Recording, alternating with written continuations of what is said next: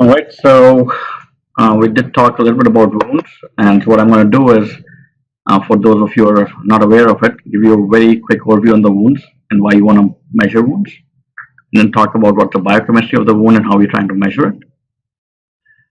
So, if you look at wounds, there are two types of wounds, right? There are open wounds and there are closed wounds. Closed wounds is like a contusion that you get or a hematomite that you get, and open wounds are the ones that bleed. So, focus of this work is primarily the open wounds. It's a huge cost to society. We spend about $10 billion just managing wounds in the US. Most of the wounds that you're trying to manage are surgical. And the longer term challenges are both venous leg ulcers and diabetic foot ulcers. And these are chronic wounds. And that requires you to go to a wound clinic. Primarily what happens to heal a wound, you need to have blood supply. You need to replenish oxygen. And so when patients have compromised venous systems or have comorbidities like diabetes, you don't have adequate blood flow. And so you're trying to compensate from it from the outside. So how do they keep track of wounds in a chronic patient? And in the middle, you kind of see an example of what a chronic leg wound might look like. And this is how they do it. They map the wound. Basically, is have an area of how much air or the size. They do a visual inspection. They've been trying to do wound imaging, but what happens is the dead tissue on the edges of the wound and everything else, it's a judgment call on whether the wound grew or the wound shrank. So that's still there are apps being made for it. So if you're looking at wounds and how they heal, the take-home point here is basically you get inflammation, you have to have your cells have to proliferate, and then matrix has to remodel for the wound. So in a patient with a wound, let's say a healthy patient, like that, your normal skin temperature is acidic and you heal well. If you're a chronic wound, your pH is higher, you're alkaline, right? So that also delays your wound healing. Sorry. So there's been a lot of recent work. People have been looking at how do you image wounds and manage wounds. So Samir Sanskala from Tufts, he's recently, and I have a better picture of this one, has done a temperature and like drug delivery system on the wound. There have been a couple of devices that are out there trying to track moisture and pH of the wound as a surrogate measurement of what's going on in the wound. Right, and then there is again a lot of work happening on the band-aids and saying, okay, can I make a wound in a band-aid into type form? So you again see the pH monitor that was a Vans about 4 years ago, right? And this one in the middle, it's monitoring both pressure and oozing. And oozing is basically you have two conducting electrodes and you're looking at the dielectric constant between the two electrodes of the liquid. So the question was, the surrogate measurement, do they provide a direct measurement of wounds or what's going on in a wound, right? So if you look at a wound, cells are dying.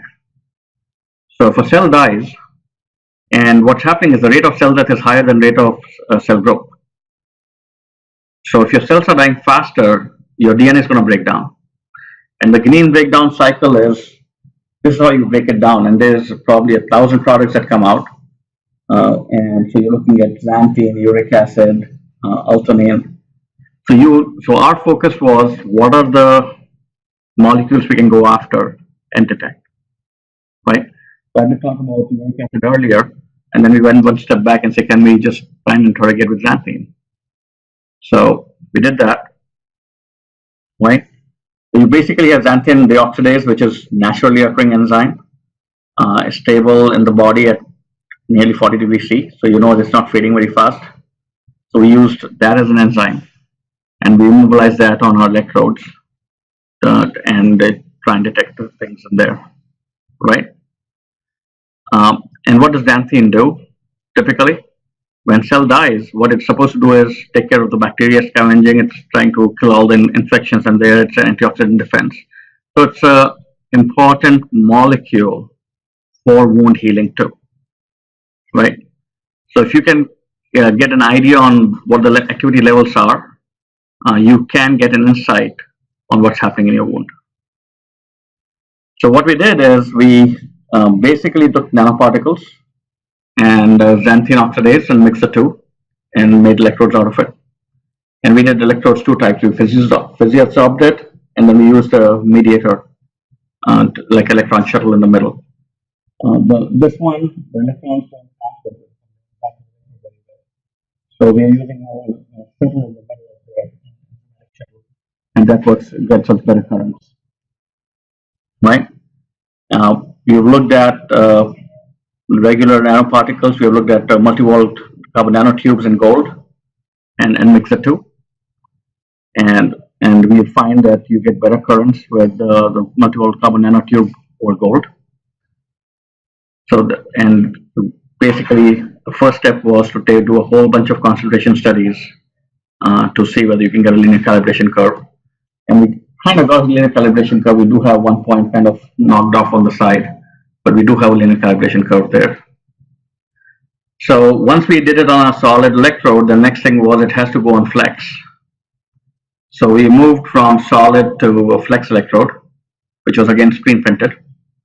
And so these are your electrodes that are on a gauze that is screen printed in there. You do need electronics, so a miniature electronic system to interface with it. So we did build one with that, which has a potential stat and a Bluetooth transmitter with a little battery in there. So that's what's going on, and that's where we are right now. The next step is that we've gotten our IRB approved, I think last week it was. So I'm still kind of surprised because I thought they will want a lot more of the tests done on the toxicity and all this of all the molecules. We have a very good clinical collaborator. He basically asked one question: are you allergic to? And he listed all the compounds that might be there in the sensor, and you have to say yes or no. And it was approved, so we're very excited about it. So next phase is probably to put this on the patients.